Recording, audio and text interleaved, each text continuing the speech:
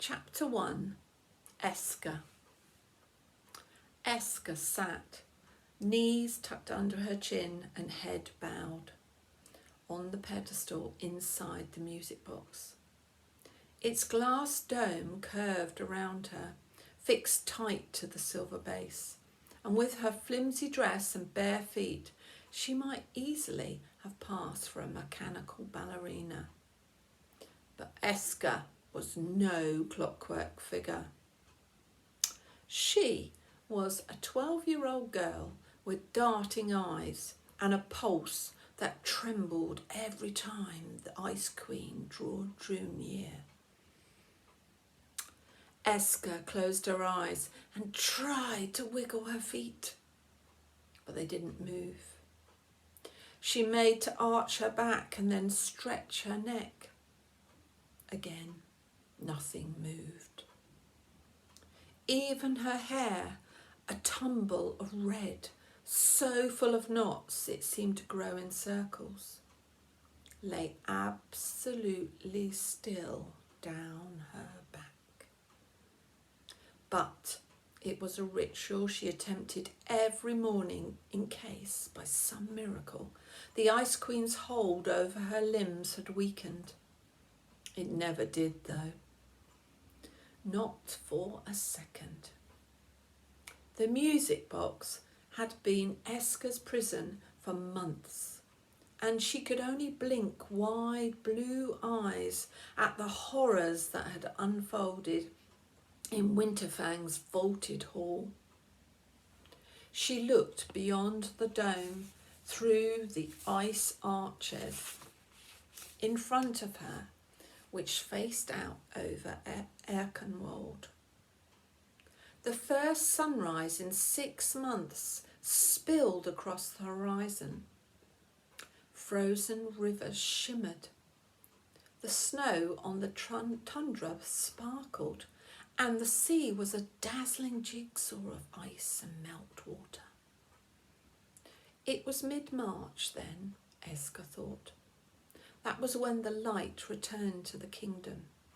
She'd heard the tusk guards talking. Her chest tightened as she thought back to the day she'd awoken in the music box, her body locked under the Ice Queen's spell. The midnight sun had been burning, and she had watched it for 2 whole months before the dark stole in. Eska swallowed. With the light returning now, she knew she had to have been in the Ice Queen's prisoner for 9 months. But even more frightening was the knowledge that she didn't have a single memory of her life before Winterfang.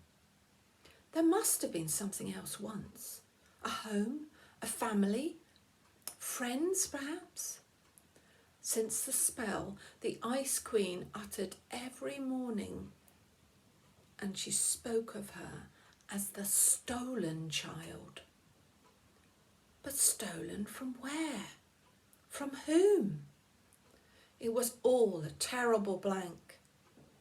Because the Ice Queen didn't only steal people and voices, she stole memories too, if it suited her.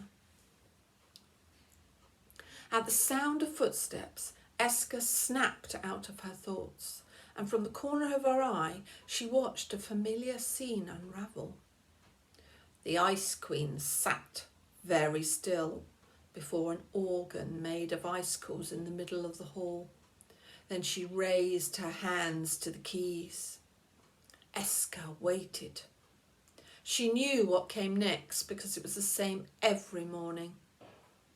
Chords drifted through the palace, up and down the snow-strewn staircases, into the towers surrounding the palace domes, across the bridge connecting the iceberg to the mainland, and then out over the miles of frozen tundra beyond. The chords were solemn, like the groaning of a faraway glacier, and as they swelled and throbbed, Eska winced. The Ice Queen was getting ready to feed on her stolen voices. A melody rippled out from the silver trees lining the hall, their roots sprawling out over the ice floor, and from their bony branches hundreds of glass baubles hung, each one filled with a golden globe. This was where the melody was coming from, because inside each bauble was a voice. And as the chords grew louder, the baubles shimmered, and the voices of the fur and feather men and women singing a wordless anthem joined with the organ's steady pulse. Eska watched as the golden glow from one of the baubles drifted towards the Ice Queen's mouth and slipped down her cold white throat. The organ grew louder, and as the Ice Queen swallowed, then she threw back her head and laughed. Another voice to immortality! And she raked her nails across the keys. The chords clashed, the voices stopped, and the baubles dimmed. Then the Ice Queen snatched up her staff and strode towards the arches, her sequin gown swishing behind her. Eska's inside churned as the woman knelt before the music box and slipped a key into the bass. Then she uttered her spell, and her voice came hard and pointed, as if full of unpleasant corners. 3 turns to the left, then half a turn right, with a key cut black as the deepest night. The magic awakes, then limbs unfold, as the stolen child comes under my hold. The Ice Queen turned the key, and as it wound 3 times to the left, then half a turn right, music began. It was different from the melody that came from the trees. This was a gentle, almost magical tinkling, like tiny bells chiming or dozens of stars falling to earth. And at the sound, Eska felt her body stir.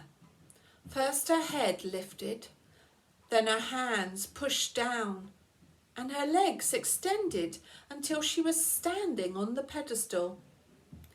She tried to hold the curse at bay, to take control of her body.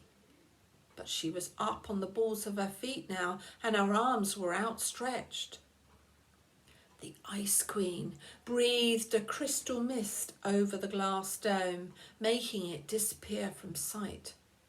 And as the pedestal turned round and round, Eska danced on trembling feet.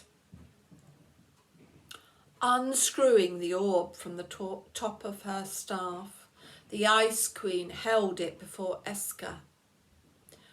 Your voice is cursed by the Sky God's child, but I can relieve you of it. She moved the orb nearer Eska's mouth. Speak now. Let your words slip into my orb, and you will no longer have to bear such a burden. Eska's frail arms rose and fell, and her body stooped and arched, but she said nothing. Minutes passed. The only sound in the room was the fluttering of Eska's dress as she turned. Then the music ground to a halt. The pedestal stilled, and Eska stopped mid-pirouette before folding herself up into a ball again. The Ice Queen twisted the orb back onto her staff, and she seized Eska's wrist. I am not asking to hear your voice because I value your opinion. I am not asking to hear your voice because I care about your feelings. I am asking to hear your voice because I own you. Her eyes darkened. You bear the mark of the sky gods, Eska, the very gods who used terrible magic to stir up hatred between the people of Erkenwald. But I will use your voice to tear the sky gods down and rid this kingdom of the evil forever. Eska's mind whirled. The Ice Queen often spoke like this, about cursed marks and dreadful gods. But even though Eska could recall nothing from her past about either, some deep-rooted things couldn't be erased, like knowing right from wrong and sensing truth from lies. Something about the Ice Queen's words smelled of lies, as if she was spinning a story that just happened to suit her. And for this reason, Eska kept her voice a secret inside her. The Ice Queen loosened her grip. You will remain locked inside this music box until I hear you speak. She paused. And you will go without the dome tonight. Perhaps a little cold is exactly what is needed to shock you into behaving. Eska stayed silent, huddled on the pedestal. Then there was a cough from somewhere nearby and the Ice Queen spun around. A bald man dressed in seaskins and a walrus tusk necklace stood before them. He was small and fat with an oily smile, and as he dipped his head, Eska glimpsed the edge of a tattoo of a large black eye stamped on the back of his skull. Forgive my intrusion, Your Majesty. The Ice Queen nodded. Come, Sliver. It seems I am still not getting through to the girl. My magic holds her body under its spell, but it cannot draw out her voice. She is mute, and perhaps she has always been that way, but somewhere inside her there must be a voice, even if she's never used it. I have some news that might interest you, Sliver smirked. The contraption I've been working on these last few months is almost finished. The Ice Queen paced back and forth beside the music box, a smile forming on her blue lips. You're quite sure it will work? Sliver ran a hand over his bald head. I am the most powerful shaman in Erkenwald. It will work. We cannot delay any longer. I must have Eska's voice in the next few days. There are still adjustments to make. I need at least a week before... The Ice Queen tilted her head and the sunlight flashed off her crown of snowflakes. Work through the night, Sliver. Get it done. To achieve immortality, I must steal every single voice in the kingdom before the midnight sun rises in 2 weeks' time. She paused. Even your fiercest warriors have not been able to find the fur and feather children. But if I have Eska's voice, I can use it to summon the tribes to Winterfang. Then I will tear the sky gods down from the heavens and all will surrender to me. Sliver bowed and scurried from the hall. The Ice Queen followed slowly, but when she reached the shadows, she glanced over her shoulder at Eska. I will take your voice, she snarled. I get everything I want in the end. Eska stayed with her head bent over her knees until the last of the Ice Queen's footsteps faded away. Then her eyes flicked open and fixed on the key. Distracted by Sliver, the Ice Queen had left it in the lock. Eska remembered how the woman had turned it the wrong way by mistake one day. and it had undone the spell over her body for a moment. If only she could reach it now. But Eska's limbs were frozen, and there was no chance of escaping, and she could only gaze through the arches at the world beyond, wondering who she really was. A child cursed by the sky gods, or somebody else entirely. A cold wind swept through the hall, and Eska blinked at the chill. The Ice Queen held her body in a music box and her memory in a locked chest somewhere deep within the palace. It was almost enough to make Eska give up hope of ever finding a way back into her past.